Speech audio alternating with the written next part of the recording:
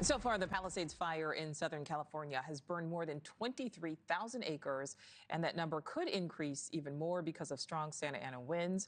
The fires destroyed at least 5,000 structures around the Pacific Palisades neighborhood of Los Angeles and is expected to be one of the most costliest fires in state history. So for the first time, we are now seeing what this massive fire looked like when it first broke out.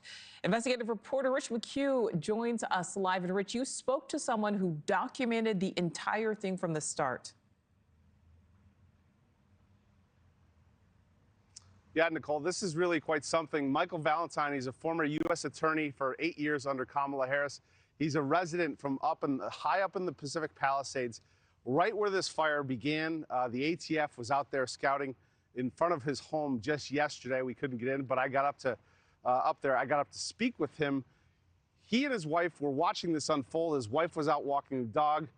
She called 911. I believe she was the first person to call 911 at 10:29 a.m. last Tuesday. He pulled out his camera and began filming 5 minutes later, and he documented much of the process. I asked him what he saw initially. Take a listen. Describe what you saw. An intense plume of smoke that was rising and moving very fast. It was black in some areas and white in other areas, but you could see it was moving quickly. So I just want to go through the timeline of this video of what he documented. At 10:34 a.m., you see the smoke just behind the house billowing in the wind. 2 minutes later, 10:36, the smoke plume grows, seemingly with no real alarm or notice to any authorities at that point. 10:50 a.m., we see a noticeable change. The plume appears to have spread twice as large. Now more than 20 minutes after his wife called in, you see a chopper overhead, but no obvious fight. The chopper is scouting the fire.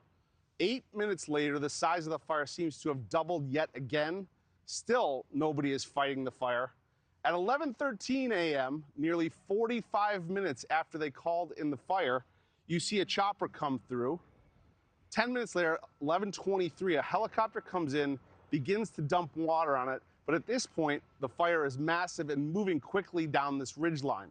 Taking a listen to what he had to say. Saying there's no amount of water that would have helped this situation up there. What do you make of that? I disagree. I disagree totally. If there was a prompt response, and if there was a lot of water, I'm not saying a lot of water, just adequate water could have done it. If the fire drops just kept on coming consistently, this fire could have been confined. I mean, sure, it would have continued a bit, but that was all wilderness out there. It could have been confined. It wouldn't have touched any of the homes. I don't believe that for 1 second. You're talking to somebody that's been up in this community for 40 years, and I've seen fires. I've seen fires during those 40 years, and there's always been a good response. I don't know what happened this time. About an hour after your wife called, about 11:15, 11:18, the chopper started, that was the first time we saw them drop water, is that right? Correct.